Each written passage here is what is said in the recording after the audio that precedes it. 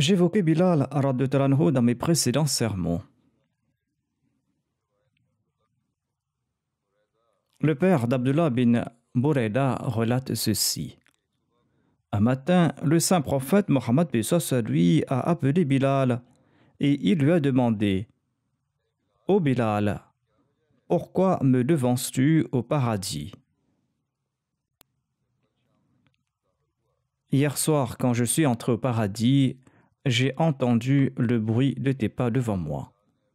Bilal a répondu « Après avoir lancé l'appel à la prière, j'accomplis 2 rakats de prière nawafil. Et chaque fois que mes ablutions sont annulées, eh bien je les accomplis de nouveau. Et je pense que je dois à Allah ces 2 rakats de prière. » Sur ce, le saint prophète Mohammed lui a déclaré « Ceci doit en être la raison. » Dans un autre récit, Abu Huraira relate que le saint prophète Mohammed lui a demandé à Bilal à l'heure de la prière du matin « Ô Bilal, dis-moi quelle est l'action la plus méritoire aux yeux d'Allah que tu as accomplie en islam, car j'ai entendu les bruits de tes pas devant moi au paradis. » Bilal a répondu « Selon moi, l'action la plus méritoire que j'ai accomplie est qu'à chaque fois que j'ai accompli mes ablutions, à n'importe quel moment de la journée ou de la nuit, eh bien j'ai aussi accompli la salat dans la mesure du possible. » Ceci est tiré du recueil d'Al-Bukhari. Cela ne signifie pas que Bilal jouissait d'un statut supérieur au saint prophète Mohammed lui. Allah lui a accordé ce statut en raison de sa pureté et de ses actes d'adoration cachés, de sorte qu'il soit en compagnie du saint prophète Mohammed lui au paradis, tout comme il était en compagnie du saint prophète lui ici-bas sur terre. En effet, dans le précédent sermon, j'ai relaté que le jour de la Eid, Bilal marchait devant le saint prophète Mohammed lui avec une lance à la main. Ensuite, il plantait la lance dans la direction de la Qibla et le saint prophète lui accomplissait la prière de la Eid là-bas. Dieu a maintenu cet honneur pour lui au paradis en raison de sa pureté et en raison de ses actes d'adoration. Et le saint prophète Mohammed lui l'a vu en sa compagnie dans une vision. Selon un récit, le saint prophète Mohammed lui a déclaré « Lorsqu'on m'a fait visiter le paradis la nuit, eh bien j'ai entendu des bruits de pas. J'ai demandé à l'ange Gabriel « Qui marche là ?» Et l'ange Gabriel a répondu « Il s'agit de Bilal. » Abu Bakr a commenté « Si seulement j'étais né du ventre de la mère de Bilal.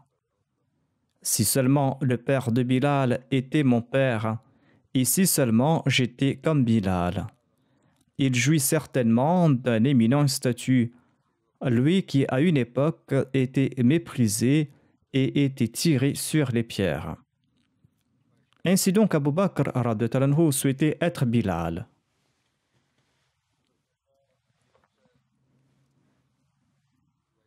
En commentant sur les tout premiers compagnons du saint prophète Mohammed lui, Hazrat Mirza Bashir Ahmad Sahib a déclaré « Bilal bin Rabah était l'esclave abyssinien d'Umayya bin Khalf. Après l'émigration à Médine, il avait pour tâche de lancer l'appel à la prière. Mais après le décès du saint prophète Mohammed lui, il a cessé de lancer l'appel à la prière. La Syrie a été conquise à l'époque du califat d'Omar, et une fois, sur l'insistance du calife Omar, eh bien, Bilal a lancé de nouveau l'appel à la prière. Sur ce, tout le monde s'est souvenu de l'époque du saint prophète Mohammed lui. Bilal, Omar et les autres compagnons présents étaient en train de pleurer à chaudes larmes. Le calife Omar avait un tel amour pour Bilal que lorsque ce dernier est décédé, il a déclaré « Aujourd'hui, le chef des musulmans n'est plus, il est décédé. » Telle était la déclaration du roi de l'époque à propos d'un simple esclave abyssinien. En s'adressant aux femmes Ahmadi, une fois le deuxième calife a cité ce verset du Saint-Coran dans son discours. Ce verset qui se lit ainsi: Al-malu wal-banuna zinatul hayati dunya wal-baqiyatu s-salihatu khayrun 'inda rabbika thawaban wa khayrun amala.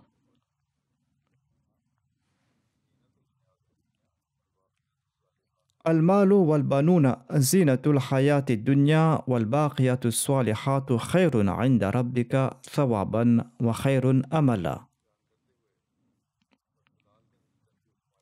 Le deuxième calife a expliqué ce verset en citant Bilal. Il a déclaré: une seule chose demeurera pour toujours. Il s'agit des baqiyatus salihat, c'est-à-dire de ces bonnes œuvres durables.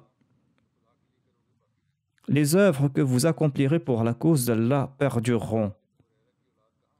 Le deuxième calife a ensuite demandé où se trouvent les enfants d'Abu Huraira aujourd'hui, où se trouve sa demeure. On ne les voit pas. On ne sait pas s'ils existent. Mais nous qui n'avons pas vu les enfants d'Abu Huraira, sa demeure ou ses biens, lorsque nous mentionnons son nom, nous le faisons avec respect, en disant Hazrat Abu Huraira qu'Allah soit content de lui. Le deuxième calife a déclaré: quelques jours auparavant, en arabe, nous a visités. Et il se disait un descendant de Bilal. J'ignore s'il disait la vérité ou pas, mais je souhaitais en l'entendant le serrer dans les bras, car il était le descendant de celui qui lançait l'appel à la prière dans la mosquée du saint prophète Mohammed lui. Où sont les enfants de Bilal aujourd'hui? Nous ignorons s'ils existent. Nous ne savons pas où ils se trouvent. Nous ne savons pas s'ils sont vivants. Nous ignorons où se trouve la maison de Bilal.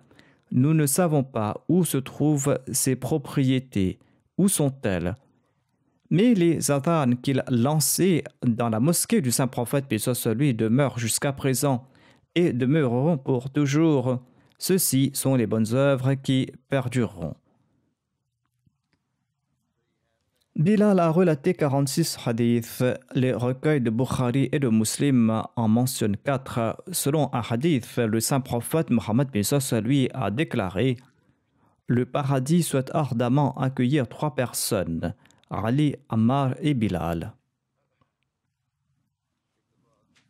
En évoquant les vertus d'Abu Bakr, le calife Omar a déclaré, en indiquant dans la direction de Bilal qui était présent, il a déclaré: Bilal est notre chef, et Bilal est une des bonnes œuvres accomplies par Abu Bakr. Il évoquait les vertus d'Abu Bakr, et le calife Omar a indiqué dans la direction de Bilal qui était présent. Il a déclaré: Bilal est notre chef, et Bilal est une des bonnes œuvres accomplies par Abu Bakr. Car en effet, Abu Bakr avait affranchi Bilal après l'avoir acheté. Aïd bin Amr relate que Salman, Suhaib et Bilal étaient assis avec d'autres quand Abu Sufyan est passé par là. Ses compagnons ont déclaré: par Allah, les épées d'Allah n'ont pas encore frappé les ennemis d'Allah. Le rapporteur déclare que Abu Bakr a demandé: énoncez-vous pareil propos à l'égard du chef de la Mecque. Ensuite, Abu Bakr s'est présenté au saint prophète Mohammed sallallahu alayhi wa sallam. Il s'est présenté au saint prophète Mohammed lui.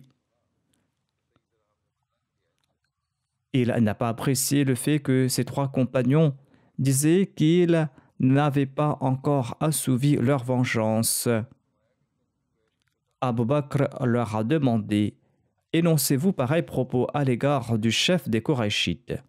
Ensuite, il s'est présenté au saint prophète Mohammed lui et il lui a rapporté leurs propos. Sur ce, le saint prophète lui a commenté: ô Abu Bakr, peut-être que tu les as froissés. Si tu les as blessés, eh bien, tu auras aussi froissé ton Seigneur. Sur ce, Abu Bakr est retourné chez ses compagnons et il a déclaré: ô mes frères, peut-être que vous êtes en colère contre moi. Abu Bakr était parti avec l'idée que le saint prophète, paix soit lui, réprimandera ses compagnons. Mais le saint prophète, paix soit lui, a répliqué qu'il les avait peut-être vexés. Et voyez le statut d'Abu Bakr. Il est parti immédiatement vers ses compagnons et il a déclaré: ô mes chers frères, est-ce que je vous ai froissé? Ils ont répondu: non, non, certainement non. Ô notre frère, qu'Allah vous accorde son pardon.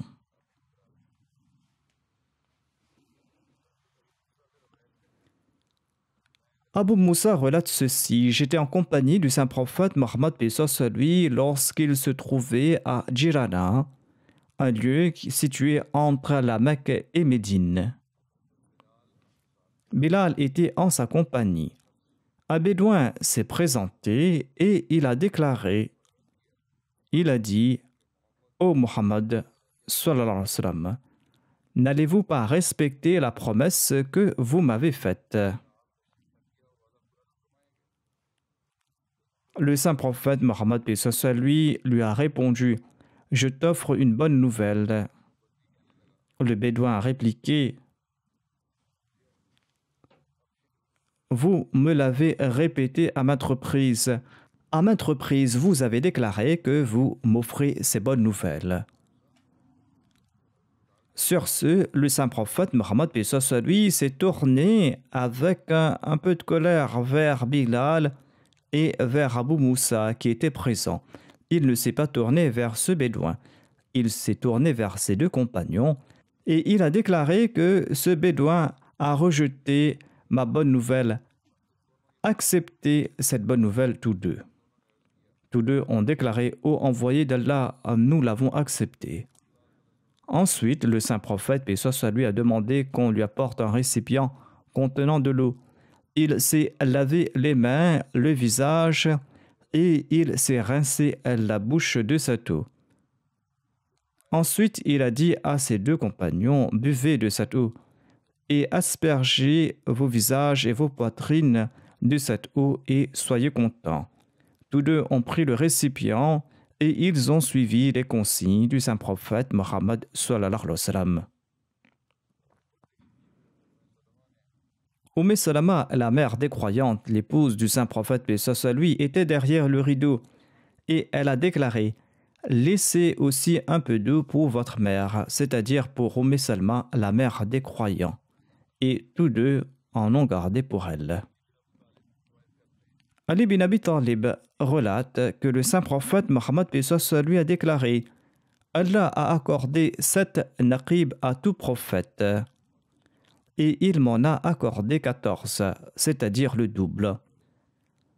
Les membres de l'assistance ont demandé: qui sont-ils? Ali a répondu: moi-même, mes deux fils, Ja'far, radhiyallahu, Hamza, Abu Bakr, Omar, Moussa bin Omer, Bilal, Salman, Miqdad, Abu Dhar, Ammar et Abdullah bin Masoud font partie de ces naqib accordés au saint prophète Mohammed paix soit sur lui.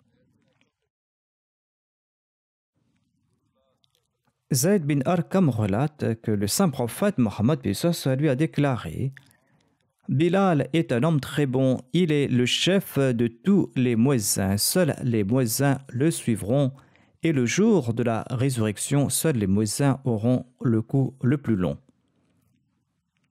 Zayd bin Arqam relate que le saint prophète paix soit sur lui a déclaré: Bilal est un homme très bon, il est le chef des martyrs et des muezzins, et le jour de la résurrection, il aura le cou le plus long, c'est-à-dire qu'il sera le plus honoré.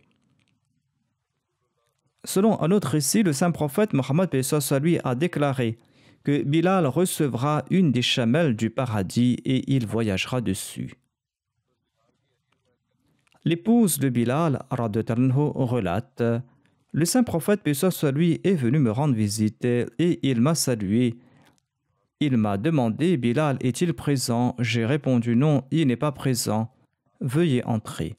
Le saint prophète a déclaré: on dirait que tu es fâché contre Bilal. Son épouse a répondu: il m'aime Et lorsqu'il me dit quelque chose, il répète tout le temps, c'est le saint prophète, paix soit sur lui, qui m'a dit ceci. L'envoyé d'Allah a dit à l'épouse de Bilal que toutes mes paroles que Bilal te transmet sont certainement vraies. Et Bilal ne te trompera jamais. Ainsi, ne sois jamais en colère contre Bilal. Sinon, aucune action de ta part sera agréée par Dieu tant que Bilal est en colère contre toi.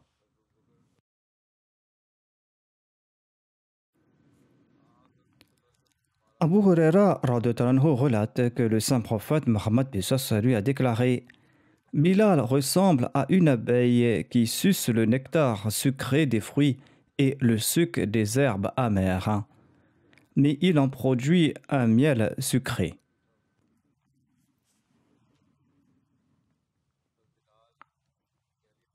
L'épouse de Bilal relate ceci. Quand Bilal s'allongeait sur son lit, il récitait cette prière. Ô Allah, pardonne-moi mes péchés et considère-moi infirme face à mes faiblesses. Ô Allah, pardonne-moi mes péchés et considère-moi infirme face à mes faiblesses. Bilal relate que le saint prophète Mohammed lui a dit: Ô Bilal, meurs dans la pauvreté et ne meurs pas dans la richesse. Meurs dans la pauvreté et ne meurs pas dans la richesse. Bilal a demandé: Je n'ai pas compris cela, ô envoyé d'Allah. Comment mourir dans la pauvreté et pas dans la richesse? Le saint prophète Mohammed lui a expliqué: N'amasse pas les biens qui te sont accordés et donne à celui qui te demande. Bilal a déclaré: Et si je n'arrive pas à agir de la sorte, que se passera-t-il? L'envoyé d'Allah sallallahu alayhi wa sallam a déclaré: Tu devras suivre ce conseil, sinon l'enfer sera ta demeure. C'est-à-dire qu'il ne faut pas repousser celui qui demande de l'aide et il ne faut pas amasser ses biens et ses richesses et ne pas en dépenser.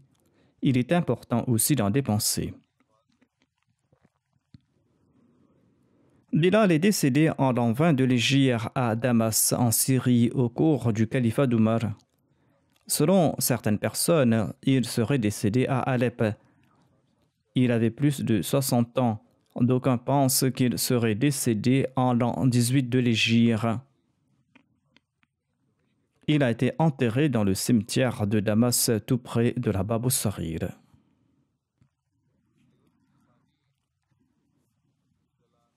Le deuxième calife de la communauté Ahmadiyya a évoqué le statut de Bilal. J'avais déjà mentionné certains de ces faits, mais je répéterai de nouveau certains de ces faits des points précédents afin de maintenir la continuité dans le récit. Il déclare: Bilal était abyssinien et il ne maîtrisait pas la langue arabe, et quand il parlait l'arabe, il commettait nombre d'erreurs. À titre d'exemple, les Abyssiniens n'arrivent pas à prononcer la lettre Shin, qu'ils prononcent comme Sin. Par exemple, Bilal disait Asado au lieu d'Ashhadu lorsqu'il lançait l'appel à la prière, et les Arabes se moquaient de lui, car ils étaient fiers de leur langue, tandis qu'ils n'arrivent pas à énoncer certains mots d'autres langues. À titre d'exemple, les Arabes ne pourront pas prononcer la lettre T de roti en langue ourdou et la prononceront comme Ta. Et ils ne prononceront pas Churi, mais ils vont prononcer Juri. Et ils ne pourront pas prononcer la lettre Tché de l'ourdou, et ils vont le prononcer comme la lettre Jim. Ainsi donc, certains non-arabes n'arrivent pas à énoncer certaines lettres arabes. De même, les Arabes n'arrivent pas à énoncer celles d'autres langues. Mais en raison de leur fierté nationale, ils oublient qu'ils n'arrivent pas à prononcer eux aussi certains mots d'autres langues. Lorsque le saint prophète, paix soit sur lui, a constaté que les gens se moquaient de la prononciation Asado de Bilal, eh bien le saint prophète leur a dit: Vous vous moquez de Bilal, mais Dieu sur son trône est ravi d'entendre son adhan. Sa prononciation Asado est bien plus précieuse auprès d'Allah que vos Ashhadu. Bilal était un Abyssinien et à l'époque, les Abyssiniens étaient réduits en esclavage. Au cours des siècles précédents, on réduisait les gens en esclaves, voire cela perdure jusqu'à présent.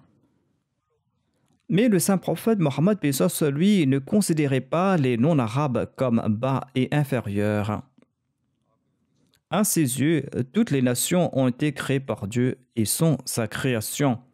Le saint prophète Pesos, lui, aimait les Grecs et les Abyssiniens tout comme il aimait les Arabes. Il ne faisait pas de différence entre eux. Il aimait les Africains tout comme il aimait les Arabes et les Grecs. Cette affection qu'il éprouvait à leur égard a engendré dans le cœur de ces non-arabes de l'amour pour sa personne. Il s'agit d'ailleurs d'un amour que de nombreux Arabes n'arrivaient pas à saisir. Ces non-arabes aimaient le saint prophète, paix soit sur lui, en raison de son affection à leur égard. Et ceux qui sont dénués de perspicacité et qui n'arrivent pas à saisir cet amour et le secret de la fidélité en sont inconscients. Ils ne connaissent pas cet amour. Ils ne savent pas d'où vient cet amour de ces gens pour le saint prophète Mohammed, paix soit sur lui. Le saint prophète, paix soit sur lui, est né à la Mecque et il est né de parmi les Arabes. Et de parmi les Arabes, il est né de parmi les Korachites qui méprisaient les autres Arabes. La tribu Korachite était la meilleure parmi les Arabes. Eh bien, quelle était sa relation avec les Abyssiniens? Le saint prophète, paix soit sur lui, aurait dû aimer le clan des Banu Hashim. S'il devait aimer quelqu'un d'autre ou une autre nation, il aurait dû aimer les Korachites ou les autres tribus arabes qui étaient ses compatriotes.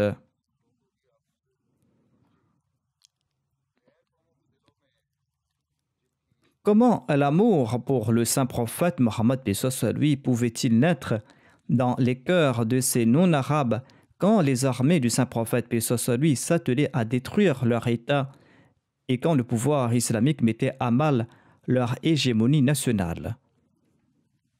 En effet, l'État musulman a combattu ces autres nations et les a vaincus.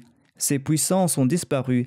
Mais en dépit de cela, les citoyens de ces nations aimaient toujours le saint prophète Mohammed, paix soit sur lui. Comment cela s'est-il passé? Ils auraient dû détester le saint prophète Mohammed, paix soit sur lui. Mais qu'en fut-il en réalité? Analysons d'abord l'amour qu'éprouvaient les disciples de Jésus à l'endroit de sa personne. Pierre était l'apôtre choisi de Jésus-Christ et il fut son successeur après son départ.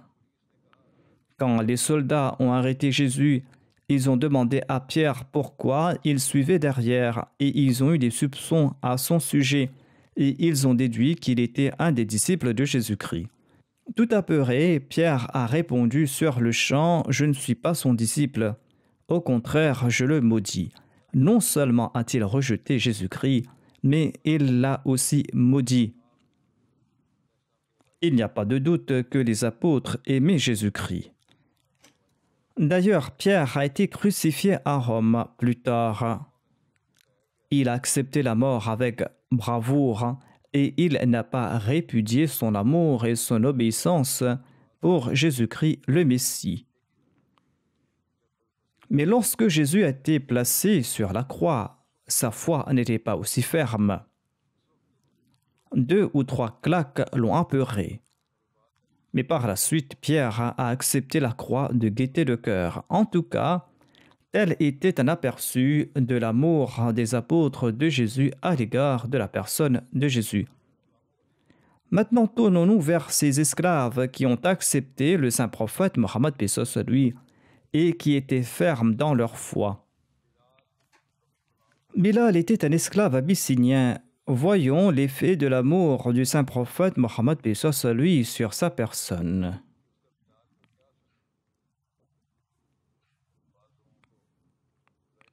Certains expriment ouvertement leur amour pour leur bien-aimé, mais en réalité, leur amour est restreint.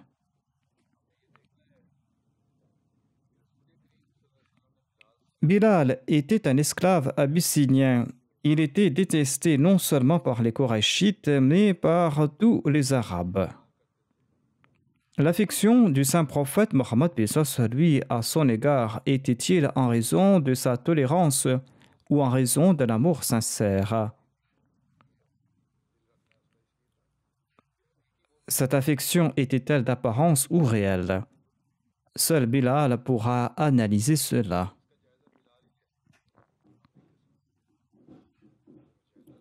Seul Bilal pourra analyser cela et il faudra se tourner vers lui pour connaître la réponse à cette question. Plus de 1300 ans se sont écoulés depuis cet incident. Comment pourrons-nous en faire l'analyse?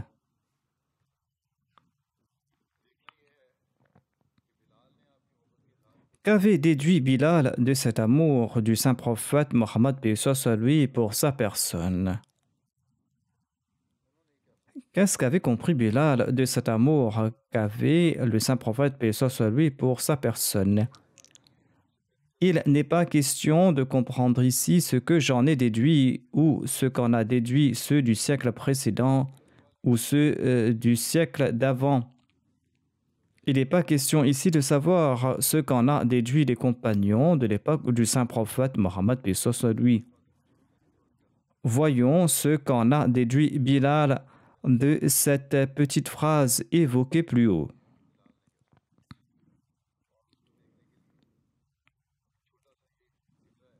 Il y a cette petite phrase évoquée par le saint prophète Mohammed paix soit lui.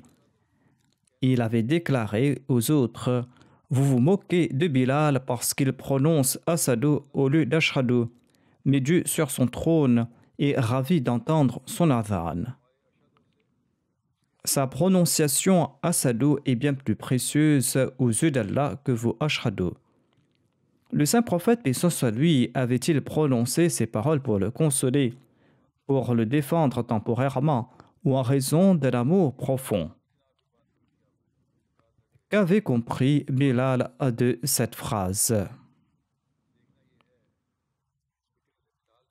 Bilal en a conclu que le saint prophète Mohammed paix soit lui l'aimait en dépit du fait qu'il était un étranger, en dépit du fait qu'il appartenait à un peuple qui n'appartenait pas au genre humain selon certains, un peuple que l'on réduisait en esclavage. Bilal a conclu que le saint prophète Mohammed paix soit lui, en dépit du fait qu'il était un étranger et qu'il appartenait à un peuple qu'on réduisait en esclavage. Avant cet événement, le Saint-Coran affirmait à propos du saint prophète Mohammed paix soit lui que Mamati lillahi rabbil alamin, c'est-à-dire que la mort du saint prophète paix soit lui était dédiée à Allah, le Seigneur de tous les mondes. Par la suite, le saint prophète Mohammed paix soit lui est décédé et un nouvel état a été instauré. De nouvelles personnes viennent au pouvoir et il y a eu des changements. Il y a eu de nombreux changements et certains compagnons se sont établis à des centaines de kilomètres de la péninsule arabique. Parmi eux se trouvait Bilal. Tous ces changements ont eu lieu après le décès du saint prophète Mohammed paix soit lui, et Bilal s'est établi à Damas en Syrie. Un jour, certains musulmans s'y sont réunis en sa compagnie et ils ont déclaré que Bilal lançait l'appel à la prière à l'époque du saint prophète Mohammed paix soit lui, et nous souhaitons écouter son adhan.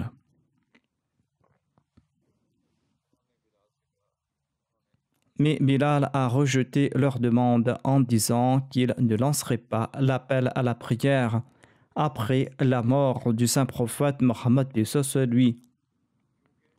Il a ajouté: chaque fois que je tente de le faire, eh bien je revis l'époque bénie du saint prophète Mohammed paix soit lui, et j'en suis tout ému. C'est pour cette raison que je ne ferai pas l'adhan. Je ne pourrai pas me maîtriser, à déclarer Bilal. Le calife Omar était présent à Damas durant ses jours par hasard et les gens lui ont dit: demandez à Bilal de lancer l'appel à la prière. Certains des nôtres ont vu l'époque du saint prophète Mohammed paix soit lui, et nos oreilles souhaitent ardemment entendre l'adhan de Bilal. Nous imaginons l'époque du saint prophète, paix soit sur lui, et nous imaginons l'adhan de Bilal. Nous souhaitons de nouveau écouter l'adhan de Bilal dans la réalité afin de revivre ces moments. Ils ont ajouté que certains des nôtres n'ont jamais vu l'époque du saint prophète Mohammed, paix soit sur lui. Ils en ont tout simplement entendu parler. Ils souhaitent aussi entendre l'adhan qu'écoutait le saint prophète Mohammed, paix soit sur lui, l'adhan que le saint prophète, paix soit sur lui, appréciait. Omar a fait venir Bilal et il lui a dit: les gens souhaitent écouter votre adhan. Bilal a répondu: vous êtes le calife. Si vous le souhaitez, je lancerai l'appel à la prière, mais je ne pourrai pas l'endurer.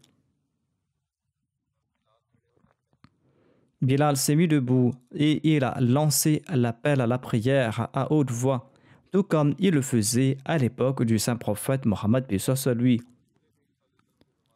En l'entendant, ses compagnons qui étaient originaires de l'Arabie avaient des larmes aux yeux. Certains pleuraient même. Et Bilal a continué à faire l'adhan, et ceux qui l'entendaient pleuraient, et ils se souvenaient de l'époque du saint prophète Mohammed, paix soit sur lui. Mais quel en fut l'effet sur Bilal, qui était un Abyssinien, Bilal qui était au service des Arabes, Bilal qui n'avait aucune relation avec les Arabes. Nous avons vu l'effet de cet appel sur les Arabes de l'époque du saint prophète Mohammed, paix soit sur lui, des Arabes qui s'en sont souvenus. Ceux qui n'avaient pas connu cette époque étaient aussi émus, et certains étaient émus en voyant les autres. Mais quel en fut l'effet sur Bilal, qui n'était pas un arabe et qui était un esclave? Dès qu'il a terminé l'adhan, Bilal s'est évanoui. Et il est décédé quelques minutes après.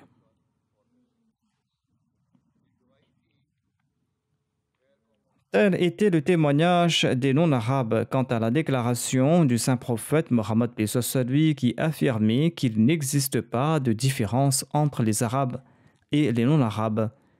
Ceci est le plus grand témoignage de cette déclaration du saint prophète, paix soit sur lui.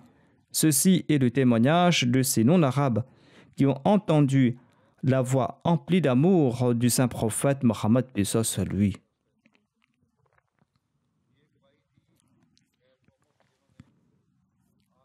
En voyant son effet, ils étaient certains que leur propre peuple ne pouvait leur témoigner l'affection que leur accordait le saint prophète Mohammed sallallahu alayhi wa sallam. Tel était notre maître Bilal, Bilal qui avait implanté dans son cœur l'amour et la fidélité à l'égard du saint prophète Mohammed, paix soit sur lui. Bilal qui avait implanté dans son cœur l'unicité de Dieu. Bilal nous sert d'exemple à cet égard. Et d'ailleurs, il n'existe pas d'exemple d'amour et d'affection similaire à ceux démontrés par le saint prophète Mohammed, paix soit sur lui, à l'égard d'un esclave. Ceci est à même d'engendrer de l'amour, de l'affection et de la fraternité aujourd'hui encore. Ceci est à même de briser les chaînes de l'esclavage. Ainsi donc, notre salut aujourd'hui réside dans l'établissement de l'unicité de Dieu. Notre salut réside dans le fait de suivre les exemples d'amour du saint prophète, paix soit sur lui, à l'endroit de ces personnes. qu'Allah nous accorde la possibilité d'agir en ce sens. Avec ceci se terminent aujourd'hui les récits sur Bilal. J'évoquerai à présent quelques personnes décédées récemment et dont je dirigerai les prières funéraires. La première personne se nomme Maulana Talib Yaqub Saheb, fils de Tayyib Yaqub Saheb, qui était missionnaire du Trinidad et du Tobago. Il est décédé le 8 septembre dernier à l'âge de 63 ans Inna lillahi wa inna ilayhi raji'un. Dès l'enfance, le défunt s'intéressait à la religion. Il était originaire du Trinidad et dès son jeune âge, il accomplissait les 5 prières quotidiennes.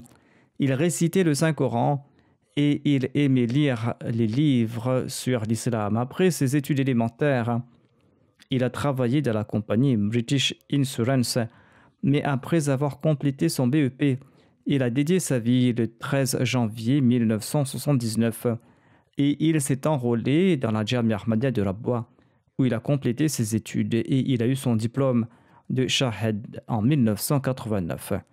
En 1987, il s'est marié à Mokarama Shahed Sajidas Shamim Sahiba, la fille de Musa Munawar Sahib, qui était derviche de Qadian et un ancien Naib Nazir Allah. Son épouse était la petite fille de Bhai Mirza Barkat Ali, qui était un compagnon du Messie premier Islam.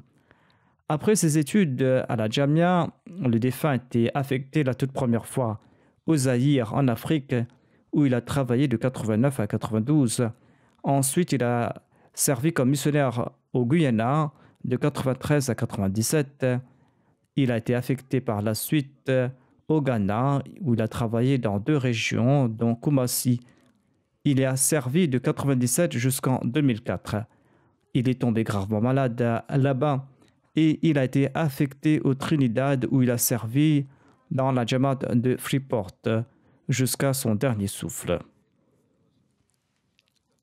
Il a servi en toute sincérité dans différents pays et il a transmis aux autres les enseignements de l'islam grâce à son savoir et ses expériences. Il avait une relation personnelle avec tous les membres de la Jamaat et ces derniers l'appréciaient beaucoup, tout comme il les aimait.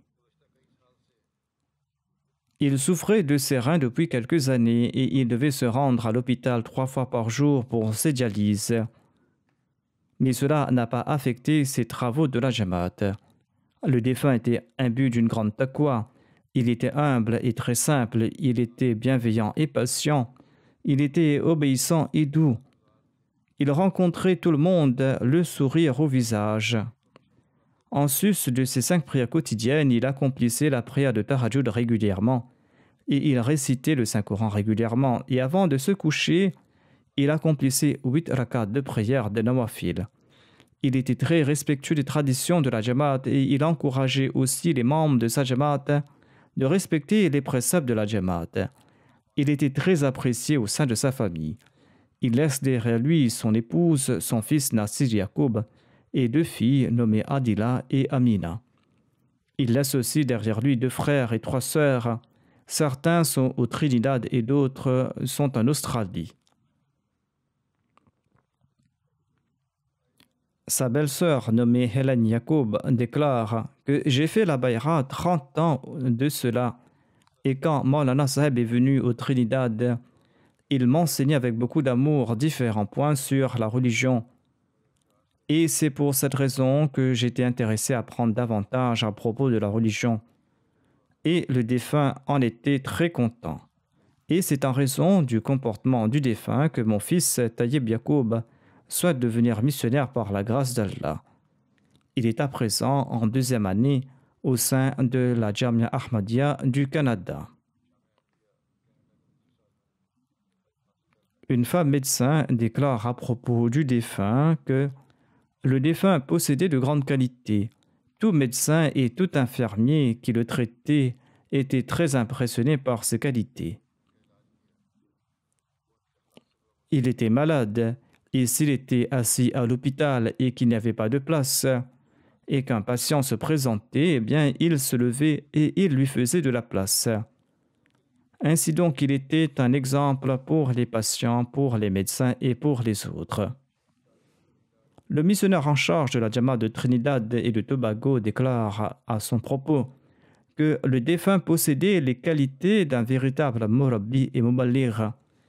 Il faisait montre d'une obéissance indéfectible à l'égard du califat et il suivait les instructions de ses supérieurs et il faisait de son mieux pour accomplir toute tâche qui lui était confiée. Il avait un grand amour pour Allah, le saint prophète Mohammed lui et le Messie premier d'Islam. Il récitait régulièrement le Saint-Coran et accomplissait la prière de Tahajjud. Qasid Waraish, qui est un missionnaire au Trinidad, déclare: quand j'étais affecté au Trinidad, eh bien, Maulana Saheb était souffrant. Il était d'ailleurs plus âgé. Qasid Waraish, quant à lui, est un jeune missionnaire. Il a complété ses études de la Jamia du Canada 2 ou 3 ans auparavant. Il déclare: quelques jours auparavant, le défunt a parcouru 50 km avec sa femme et son fils pour venir me rencontrer. Il a fait montre d'une grande affection à mon égard et tous les 2 ou 3 jours, il prenait de mes nouvelles, soit en m'appelant, soit en m'envoyant un texte. Il me disait que j'étais un nouveau venu et que j'avais peut-être besoin de certaines choses, et il lui prodiguait aussi des conseils. Il faisait montre d'une grande affection à l'égard de tout le monde, grand et petit, et il encourageait tout le temps les autres à maintenir leurs relations avec le califat et de prier pour le calife. Sa fille ajoute aussi que le défunt lui a demandé d'écrire au calife pour lui demander des prières avant ses examens et pour toute autre tâche.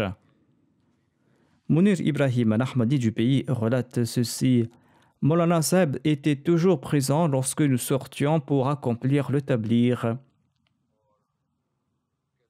Il nous envoyait en différents groupes et il disait: partez vers le nord et moi je partirai vers le sud, afin que nous puissions transmettre le message de l'Ahmadiyya au plus grand nombre.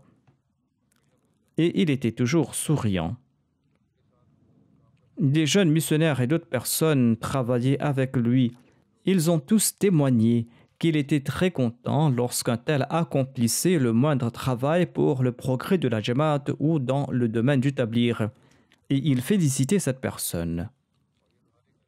Et tout le monde déclare que le défunt était toujours souriant.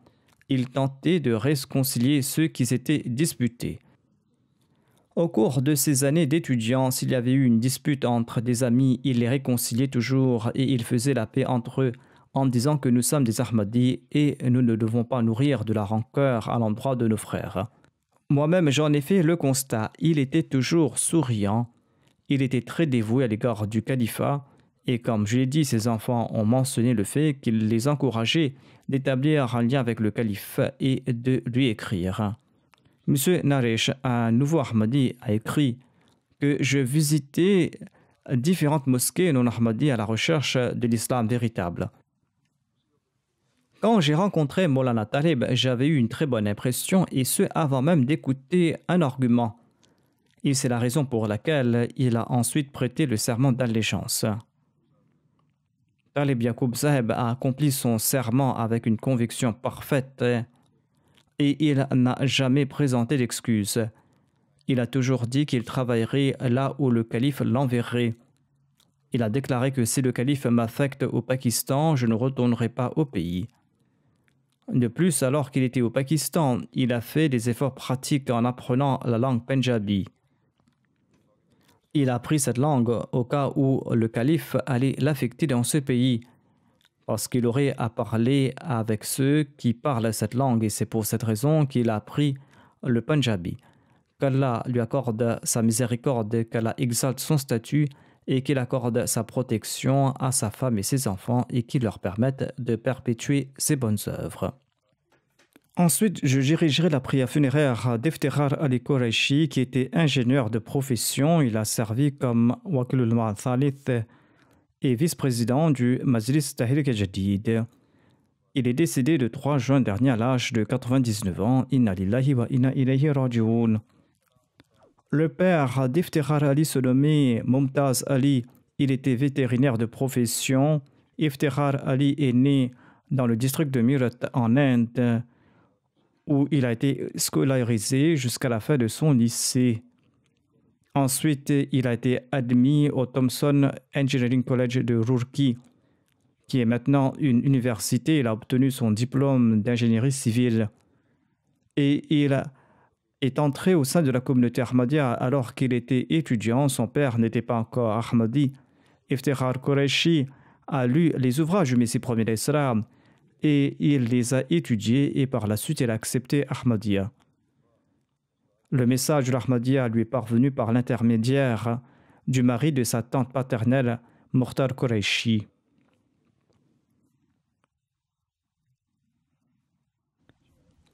Iftikhar Qureshi résidait chez son oncle paternel Tarab Ali dans le cadre de ses études. Tarab Ali n'avait pas encore embrassé l'Ahmadiyya, mais Iftikhar Ali et Mukhtar Ali et son père visitaient régulièrement l'oncle paternel et Qureshi Iftikhar recevait donc la littérature de la Jamaat à travers ces personnes. La Jamaat de Delhi publiait des dépliants et Iftikhar Ali recevait ces dépliants pour les étudier et il lisait cette littérature lors de ses trajets. Ensuite, il les remettait à son père. Lorsque Iftikhar Ali a été admis au Thomson College, Mukhtar Qureshi lui a transmis le message de l'Ahmadiyya en lui écrivant des lettres. Et Iftikhar Ali y répondait en détail. À l'époque, il accomplissait déjà la prière de Tahajjud et il avait une certaine anxiété en son fort intérieur. Il en a fait mention au deuxième calife et il lui a posé des questions. Le deuxième calife lui a répondu en disant que ses questions étaient courtes mais complètes et qu'il était difficile de lui répondre par écrit et qu'il devait lire tel ouvrage écrit par le deuxième calife. Iftikhar Ali a reçu cet ouvrage par l'entremise de son oncle et cet ouvrage a répondu à ses questions. Et c'est ainsi qu'en 1941, il a fait la Bayra par courrier. Ensuite, en 1942, il a participé à la Jalsa Salana de Qadian. Il a été impressionné par l'atmosphère qui régnait à Qadian. Il a écouté avec soin les discours du deuxième calife et il a fait la Bayra sur la main du deuxième calife. Et il participait tous les ans à la Jalsa Salana de Qadian et il a pu rencontrer régulièrement le deuxième calife. Il posait directement au calife toutes ses questions et il obtenait des réponses qui renforçaient grandement sa foi. Ensuite, il a commencé à servir au sein du gouvernement indien, et ce jusqu'à la création du Pakistan. En 1951, il a émigré au Pakistan où il a travaillé au sein du département de l'irrigation et de l'énergie. Il a été affecté dans différentes villes dans le cadre de ses fonctions. Il a servi avec une grande honnêteté et il a été promu ingénieur en chef. Il a aussi servi en tant que secrétaire à l'irrigation et à l'énergie du gouvernement du Punjab. Et il a eu l'opportunité de servir le Pakistan à des postes très honorables. Il a pris sa retraite en 1983 et par la suite, il a dédié sa vie afin de servir la communauté.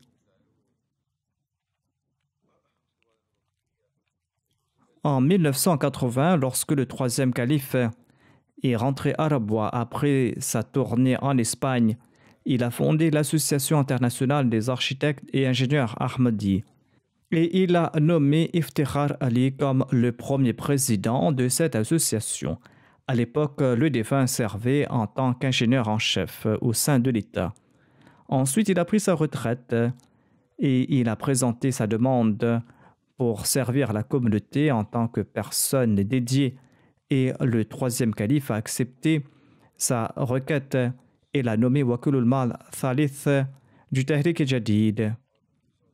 Il avait été nommé président de l'Association des ingénieurs en 1980 et par la suite il a été régulièrement élu et il a pu servir cette association pendant 25 ans environ comme président et par la suite il a servi aussi de manière notable à l'époque du quatrième calife.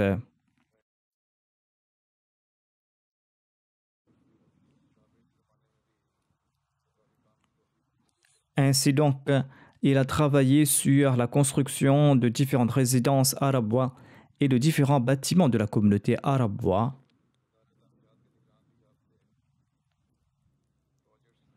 Il a travaillé comme superviseur de différents projets de construction, tels que la construction de l'hôpital Fazli Omar, de la Jamia Ahmadiyya, de la bibliothèque Khilafat. Il a servi aussi en tant que directeur de la fondation Fazli Omar. En 2007, je l'avais nommé vice-président du Majlis Tahrik Jadid. Il a servi avec une grande honnêteté. Il a eu l'opportunité de vivre sous l'époque de 4 califes et il a toujours fait preuve d'obéissance et d'amour. Il était réservé de nature et il ne s'occupait que de ses affaires. Il a servi pendant 37 ans en tant que Waqf Zindagi et il travaillait de manière très désintéressée. Moi-même, j'ai eu l'occasion de travailler avec lui. Allah lui a accordé 2 fils et 3 filles. Un de ses fils est architecte et une de ses filles est médecin. Qu'Allah accorde son pardon et sa miséricorde aux défunts et qu'il permette à sa descendance de perpétuer ses bonnes œuvres. Ensuite, je vais diriger la prière funéraire de Razia Sultana Sahiba, qui était l'épouse de Hakim Khurshid Ahmad Sahib. Elle est décédée à l'âge de 81 ans. La défunte était la fille de Sheikhullah, qui était un compagnon du Messie premier l'Islam. Elle accomplissait la prière et jeûnait régulièrement, et ce, depuis son jeune âge, et elle a vécu dans une grande simplicité. Elle était très hospitalière. Son époux, Hakim Maulvi Saheb, a servi en tant que président local de la Jamaat, et les réunions se tenaient dans sa maison, et elle s'occupait des participants. Maulvi Khurshid, son mari, a été emprisonné pendant 2 ans dans la voie d'Allah, et la défunte a fait preuve d'une grande patience et de beaucoup de courage en son absence. Elle envoyait quotidiennement de la nourriture pour plusieurs personnes en prison. Et elle accomplissait ses actions pieuses en toute discrétion. Elle a pris en charge les frais de mariage de plusieurs jeunes filles qui étaient dans le besoin. Et elle a éduqué plusieurs enfants pauvres. Ses proches ont tous mentionné qu'elle était une femme très aimante. Elle était Moussia et elle laisse derrière elle une fille, qu'Allah lui accorde son pardon et sa miséricorde. Ensuite, je dirigerai la prière funéraire de Mohamed Tahir, qui était le fils de Mansour Ahmad, vice-superviseur de la Baytul Mal de Qadian. Il est décédé le 28 mai des suites d'un cancer à l'hôpital Nour de Qadian. Inna lillahi wa inna ilayhi raji'un. Il était originaire de Hyderabad et il a été diplômé de la Jamia Ahmadiyya de Qadian. Et de 89 jusqu'en 2020, il a servi dans différents départements, et ce pendant 31 ans. Au cours de cette période, il a servi au sein du département des finances. Il a servi 7 ans au sein de la Baytul Mal Ahmad, 9 ans au sein de la Wakalat Mal Waqf Jadid et 3 ans en tant qu'inspecteur Baytul Mal et vice-superviseur des finances du Waqf Jadid, et 8 ans comme Nazim Mal Waqf Jadid et 2 ans en tant que vice-superviseur de la Baytul Mal. Le défunt était un serviteur fidèle de la communauté. Il était très sincère, simple, social et empathique. Il a visité l'Inde tout entière afin d'informer les gens à propos du système financier et afin de les y inclure. Et par la grâce d'Allah, suite à ses efforts et ses visites, le budget du Waqf Jadid avait nettement augmenté. Il était moussi, il laisse derrière lui ses parents qui sont âgés, son épouse et 2 fils. Le défunt était le beau-fils de Maulana Mohammad Karim, président du Kadabord, et il était le cousin de Inam Ghori Saheb. L'un de ses frères est missionnaire à Qadian. Qu'Allah lui accorde son pardon et sa miséricorde, et qu'il protège aussi ses enfants. Ensuite, je dirigerai la prière funéraire de Akil Ahmad, qui était le fils de Mirza Khalil Ahmad Bek, qui est un enseignant au sein de la Jamia internationale du Ghana. Akil Ahmad s'était rendu au Pakistan où il a eu un tumeur du sac vitelin et il est décédé à l'âge de 13 ans. Inna lillahi wa inna ilayhi raji'un. Il était très régulier dans ses prières quotidiennes dès son enfance. Il prenait soin de ceux qui étaient plus jeunes que lui. C'était un enfant très pieux et obéissant. Il avait mémorisé 6 parties du Saint-Coran de la Madrasatul Hifz du Ghana. Il laisse derrière lui ses parents et 2 sœurs, Adila et Shakila, qui sont tous 2 des Waqifat Nao. Son père, Mirza Khalil Ahmad Beg, sert au sein de la Jamia internationale du Ghana. Un autre enseignant de la Jamia, Nasir Ahmad, écrit que Akil Ahmad, le défunt, avait une personnalité très attachante. Je me souviendrai toujours de son visage souriant. Il était un enfant innocent et obéissant. il avait un grand respect pour la Nizam et Jamaat et il avait un grand amour pour le Saint-Coran. En sus de ses études, il avait commencé à mémoriser le Saint-Coran. Et tous les jours, après la prière de Maghrib et après le dîner, il se rendait à la mosquée pour réviser ce qu'il avait mémorisé. Après ses études et ses devoirs, il mémorisait quelques versets du Saint-Coran pour ensuite se coucher. Et il disait que lorsqu'il sera grand, il servira la communauté comme missionnaire. Qu'Allah exalte son rang et qu'il permette à ses parents d'endurer cette perte. Ces jours-ci, il n'y a pas de prière funéraire en présence des dépouilles ici à la mosquée. Nombre de personnes font des demandes à ce sujet.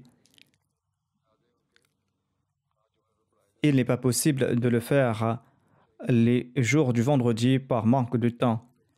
Et cela prendra beaucoup de temps pour citer les noms. J'annonce la prière funéraire de quelques personnes, mais je reçois beaucoup de demandes d'autres personnes. Et sans donner les noms, je souhaite préciser que toutes ces personnes feront partie de la prière funéraire que je vais diriger. Qu'Allah accorde son pardon à toutes ces personnes décédées et qu'Allah accorde patience et courage aux familles endeuillées qui ont fait ces requêtes et qu'il puisse perpétuer les bonnes œuvres des défunts. Après la prière de Juma, je vais diriger la prière funéraire de toutes ces personnes en l'absence des dépouilles.